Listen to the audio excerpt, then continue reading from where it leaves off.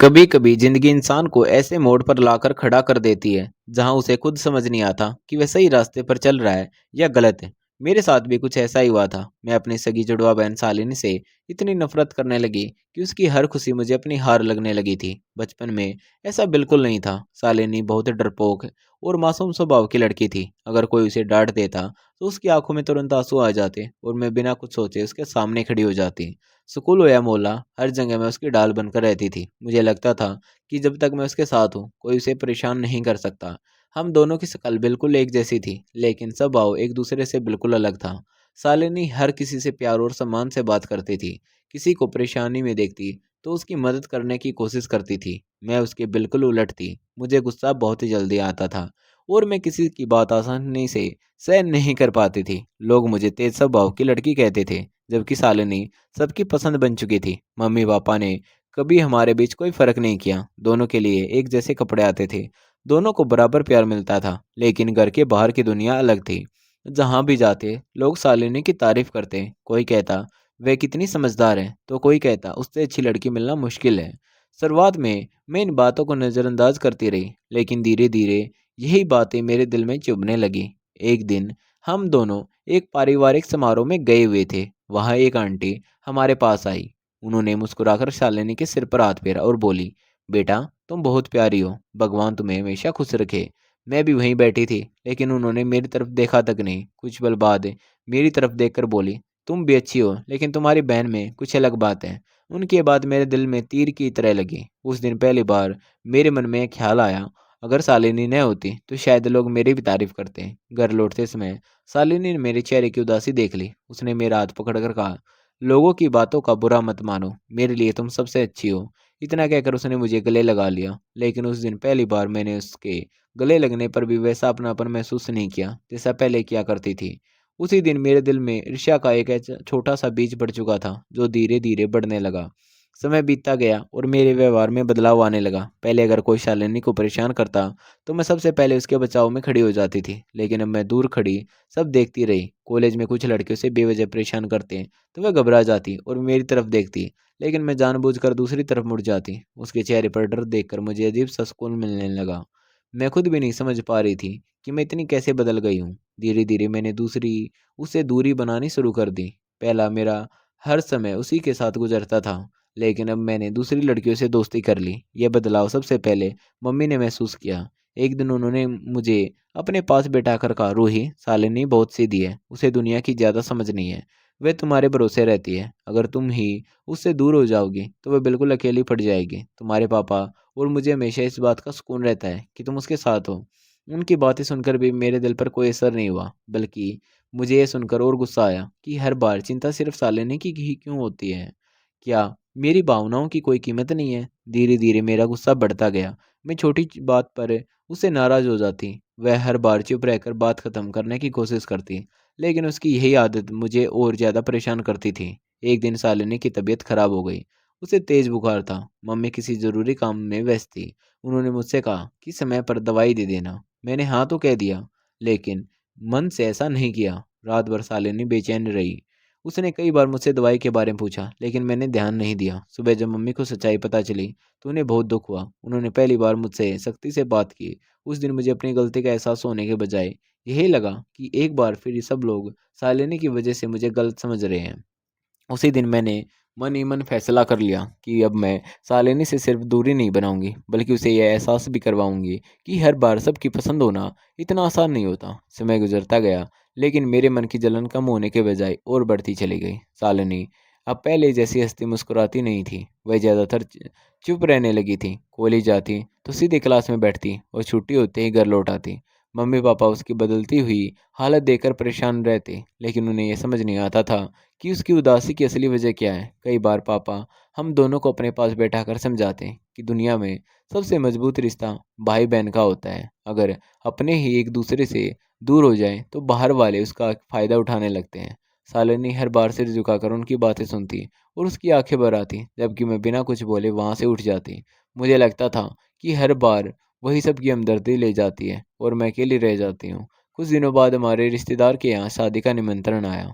Mummy ने हम दोनों को तैयार होने के लिए कहा, लेकिन शालिनी ने जाने से मना कर दिया। वे जानती थी कि वहाँ फिर लोग उसकी तारीफ करेंगे और घर लौटकर हमारा झगड़ा होगा। लेकिन पापा के समझाने पर वह तैयार हो गई। शादी वाले दिन उसने सफ़ेद रंग की सादगी भरी ड्रेस पहनी थी और बिना ज़्यादा सजे भी बहुत खूबसूरत लग रही थी। मैंने भी पूरी तैयारी की थी और मन ही मन सोच रही थी कि शायद आज सबकी नज़रें मुझ पर होंगी। शादी में पहुंचते ही रिश्तेदारों ने हमारा स्वागत किया। पापा की सब बहुत इज्जत करते थे, इसलिए हर कोई उनसे मिलने आ रहा था। तभी एक महिला हमारे पास आकर बैठी। उन्होंने मुझसे मुस्कुराकर कुछ बात करनी चाहिए, लेकिन मैं पहले से ही चिड़चिड़ी थी, इसलिए मैंने रूखे अंदाज में जवाब दे दिया। मेरी बात सुनकर वह चुप हो गई। तभी शालिनी ने मुस्कुराकर उनसे बात करनी शुरू कर दी। कुछ ही मिनटों में वह महिला उससे इतनी प्रभावित हो गई कि बार बार उसकी तारीफ करने लगी। यह देखकर मेरा मन फिर से बेचैन उठा। मैं वहां से उठकर दूसरी तरफ चली गई।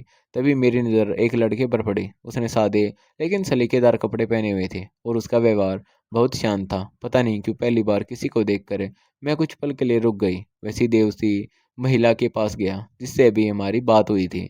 तब मुझे पता चला कि वह उनका बेटा है और उसका नाम साहिल है।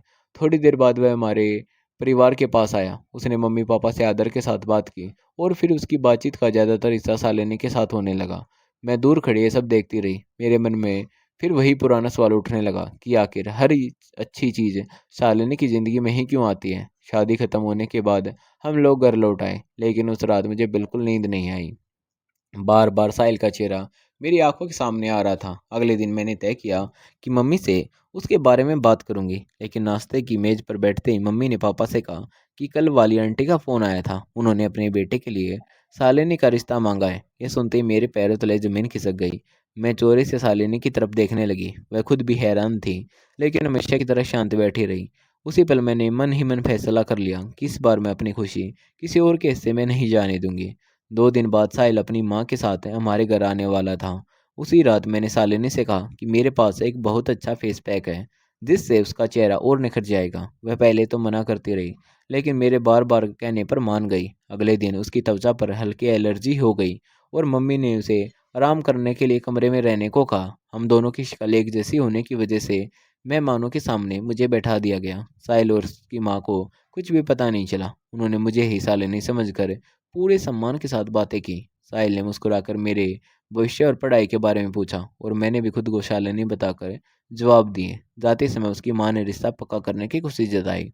उस दिन मुझे लगा कि मेरी योजना सफल हो गई है। उस दिन के बाद मैंने तय कर लिया कि अब मैं किसी भी कीमत पर साहिल को अपने से दूर नहीं होने दूंगी। वह मुझे शालिनी समझ रहा था और मैंने भी सच बताने की हिम्मत नहीं की। कुछ दिनों बाद साहिल का फ़ोन आया। उसने कहा कि अगर तुम्हें ठीक लगे तो हम कभी कभी बात कर सकते हैं, ताकि शादी से पहले एक दूसरे को थोड़ा और समझ सकें। मैंने तुरंत हाँ कह दी, लेकिन उससे यह भी कहा कि फ़िलहाल घर वालों को इस बारे में मत बताना, क्योंकि उन्हें शादी से पहले ज़्यादा बातचीत पसंद नहीं आएगी। साहिल ने मेरी बात पर भरोसा कर लिया। अब हमारी रोज़ बातें होने लगी। शुरुआत में कुछ मिनट बात होती थी, लेकिन धीरे धीरे घंटों बीतने लगे। वह अपने सपनों के बारे में बताता और मैं भी उससे खुलकर बात करने लगी। समय के साथ मैं खुद भी उससे जुड़ने लगी थी। कई बार वह कहता कि पहले तुम्हारा स्वभाव थोड़ा अलग था, लेकिन अब तुम पहले से ज़्यादा बेबाक लगती हो। मैं मुस्कुराकर बात बदल देती और कहती कि शायद अब मैं तुम्हारे साथ सहज हो गई हूँ। उसे मेरी बात पर कोई शक नहीं हुआ। दूसरी तरफ शालिनी को लगता था कि दोनों परिवार अभी शादी की तैयारियों में व्यस्त हैं, इसलिए ज़्यादा बातचीत नहीं हो रही। उसे इस बात का बिल्कुल अंदाज़ा नहीं था कि मैं उसकी जगह साहिल से बात कर रही हूँ। कुछ समय बाद साहिल ने मुझसे मिलने की इच्छा जताई। मैंने पहले मना किया, लेकिन उसके बार बार कहने पर मैं मान गई। पहली मुलाकात एक कैफ़े में हुई। उसने पूरे सम्मान के साथ बात की और उसका व्यवहार देखकर मुझे लगा कि वह सचमुच अच्छा इंसान है। इसके बाद हमारी 2-3 और मुलाकात हुई। हर बार सब कुछ सामान्य रहा, इसलिए मेरा भरोसा और भी बढ़ता गया। एक दिन मम्मी पापा कुछ दिनों के लिए नानी के घर चले गए। उसी दिन साहिल ने कहा कि वह मुझसे आराम से बैठकर बात करना चाहता है। मैंने भी हाँ कर दी और घर से बिना किसी को बताए निकल गई। शालिनी ने मुझे जाते हुए देखा ज़रूर था, लेकिन मैंने कोई जवाब नहीं दिया। साहिल मुझे लेने आया और कुछ देर बाद गाड़ी एक होटल के सामने रोक दी। मैंने हैरानी से पूछा कि हम यहाँ क्यों आए हैं। उसने कहा कि यहाँ शांति से बैठकर बात कर पाएंगे, इसलिए एक कमरा लिया है। मुझे ये बात ठीक नहीं लगी, लेकिन मैं उसके भरोसे के कारण उसके साथ अंदर चली गई। शुरुआत में हम सामान्य बातें करते रहे, लेकिन थोड़ी देर बाद उसका व्यवहार बदलने लगा। वह ज़रूरत से ज़्यादा करीब आने की कोशिश करने लगा। मैंने तुरंत उसे रोका और कहा कि हमें अपनी मर्यादा का ध्यान रखना चाहिए। उसने मेरी बात को हल्के में लिया और मुझे समझाने लगा कि हमारी शादी तय हो चुकी है, इसलिए इसमें कोई बुराई नहीं है। मैंने साफ शब्दों में मना कर दिया और वहाँ से जाने लगी, लेकिन उसने मुझे रोकने की कोशिश की। उस समय मैं बहुत घबरा गई। मुझे समझ नहीं आ रहा था कि क्या करूं। मैं लगातार उससे दूर जाने की कोशिश कर रही थी। तभी अचानक कमरे के दरवाजे पर जोर से दस्तक हुई। साहिल घबरा गया और जैसे ही उसने दरवाज़ा खोला, सामने सालिनी खड़ी थी। वह तेज़ी से अंदर आई और सीधे मेरे पास पहुंच गई। उसने मेरा हाथ पकड़ा और मुझे अपने पीछे कर लिया। फिर उसने साहिल की तरफ देखकर कहा कि किसी भी रिश्ते की सबसे बड़ी नींव भरोसा और सम्मान होता है। अगर किसी की इच्छा का सम्मान न किया जाए तो ऐसा रिश्ता आगे नहीं बढ़ सकता। साहिल कुछ पल तक बिल्कुल चुप खड़ा रहा। उसे समझ ही नहीं आ रहा था कि उसके सामने दो एक जैसी लड़कियां कैसे खड़ी हैं। शालिनी ने उसे और कोई बहस नहीं की। वह मेरा हाथ पकड़कर मुझे वहां से बाहर ले आई। पूरे रास्ते उसने मुझसे एक भी सवाल नहीं पूछा। उसने सिर्फ इतना कहा कि अब सब ठीक है, तुम चिंता मत करो। घर पहुंचने के बाद मैं शर्म से उसकी तरफ देख भी नहीं पा रही थी। जिस बहन को मैं सालों से अपना सबसे बड़ा दुश्मन समझती रही, वही आज सबसे मुश्किल समय में मेरे सबसे बड़ी ताकत बनकर मेरे सामने खड़ी थी। उस रात मुझे पहली बार अपनी हर गलती पर सच्चा पछतावा हुआ। मुझे समझ आने लगा था कि नफरत में अंधा होकर मैंने जिस रिश्ते को ठुकराया था, वही रिश्ता मेरी ज़िंदगी की सबसे बड़ी दौलत था। अगले दिन मम्मी पापा नानी के घर से वापस आ गए। मैं पूरी रात सो नहीं पाई थी। बार बार वही घटना मेरी आंखों के सामने आ रही थी। नाश्ते के समय मम्मी ने खुशी खुशी कहा कि अब शादी की आगे की तैयारियों के बारे में बात करनी चाहिए। तभी शालिनी ने शांत आवाज में कहा कि वे ये रिश्ता आगे नहीं बढ़ाना चाहती। मम्मी पापा हैरान रह गए। उन्होंने वजह पूछी तो शालिनी ने पूरी बात बहुत समझदारी से बता दी, लेकिन उसने कहीं भी मेरा नाम नहीं लिया। उसने सिर्फ इतना कहा कि साहिल का व्यवहार उसके भरोसे के लायक नहीं था, इसलिए वह उससे शादी नहीं कर सकती। उसने इस तरह सारी बात बताई कि मेरी इज्जत भी बनी रही और घर वालों को सच्चाई भी पता चल गई। पापा ने बिना देर किए रिश्ता खत्म कर दिया। साहिल ने कई बार बात करने की कोशिश की, लेकिन इस बार किसी ने उसकी बात नहीं सुनी। मैं एक कोने में खड़ी ये सब देख रही थी और शर्म से मेरी नज़रें झुकी हुई थी। जिस बहन को मैंने सालों तक दुख दिया था, उसने आज भी मेरी ही इज्जत बचाई थी। अगर वह चाहती तो एक पल में मेरे सारे झूठ सबके सामने ला सकती थी, लेकिन उसने ऐसा नहीं किया। उसी शाम मैं शालिनी के कमरे में गई। वह खिड़की के पास बैठी हुई थी। मैं उसके सामने जाकर रो पड़ी और कहा कि मुझे माफ़ कर दो, मैंने तुम्हारे साथ हमेशा गलत किया। तुम्हारी खुशी से जलती रही, तुम्हारा भरोसा तोड़ा, लेकिन तुमने हर बार मेरा साथ दिया। अगर आज तुम समय पर वहां नहीं पहुंचती तो शायद मैं जिंदगी भर खुद को माफ नहीं कर पाती। मेरी बातें सुनकर शालिनी ने मुझे उठाया और गले लगा लिया। वह मुस्कुराकर बोली, तुम मेरी बहन हो, रिश्तों में गलती हो सकती है, लेकिन अगर दिल साफ हो जाए तो रिश्ते फिर से जुड़ जाते हैं। आज के बाद हम दोनों फिर कभी एक दूसरे से दूर नहीं होंगे। उसकी ये बात सुनकर मेरी आंखों से आंसू रुक ही नहीं रहे थे। उसी दिन मैंने अपने व्यवहार को बदलने का फैसला कर लिया। अब मैं पहले वाली रूही नहीं रहना चाहती थी। धीरे धीरे मैंने अपने गुस्से पर काबू पाना शुरू किया, लोगों से प्यार से बात करना सीखा और सबसे बड़ी बात, अपनी बहन की खुशी में अपनी खुशी ढूंढनी सीख ली। मम्मी पापा भी हमारे बदलते रिश्ते को देखकर बहुत खुश हुए थे। उन्हें लगता था कि उनका परिवार फिर से पहले जैसा हो गया है। कुछ महीनों बाद शालिनी के लिए एक बहुत अच्छा रिश्ता आया। इस बार लड़का समझदार था और उसका परिवार भी बहुत अच्छा था। शादी के बाद शालिनी की जिंदगी पूरी तरह बदल गई। उसके पति ने हमेशा उसका सम्मान किया और हर कदम पर उसका साथ दिया। पहले जो शालिनी छोटी छोटी बातों में घबरा जाती थी, अब वह पहले से कहीं ज्यादा आत्मविश्वासी हो गई थी। उसे खुश देखकर मुझे पहली बार दिल से सुकून मिला। कुछ समय बाद मैं उससे मिलने उसके ससुराल गई। वहां सबने मेरा भी बहुत सम्मान किया। उसी दौरान शालिनी ने मुस्कुराते हुए कहा कि अगर तुम्हें कोई आपत्ति न हो तो मैं अपने देवर के लिए तुम्हारा रिश्ता रखना चाहती हूँ। इस बार मैंने कोई जल्दबाजी नहीं की, पहले परिवार को समझा, फिर उनसे मिली और जब मुझे यकीन हो गया कि वह अच्छा इंसान है, तब मैंने अपनी सहमति दी। कुछ समय बाद हमारी शादी भी हो गई और किस्मत ने हम दोनों बहनों को फिर एक ही परिवार का हिस्सा बना दिया। आज जब मैं पीछे मुड़कर देखती हूँ तो समझ आता है कि मेरी सबसे बड़ी दुश्मन कोई और नहीं बल्कि मेरी अपनी ईर्ष्या थी।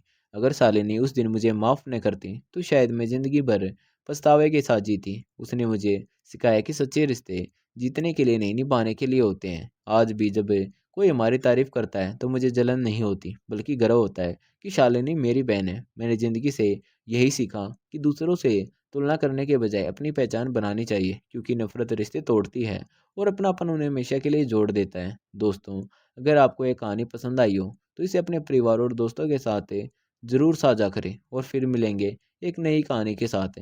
और आपको हमारी कहानी कैसी लगी कमेंट बॉक्स में ज़रूर बताएं। और आप हमारे चैनल पर पहली बार आए हो तो हमारे चैनल को सब्सक्राइब करना न भूलें। धन्यवाद दोस्तों।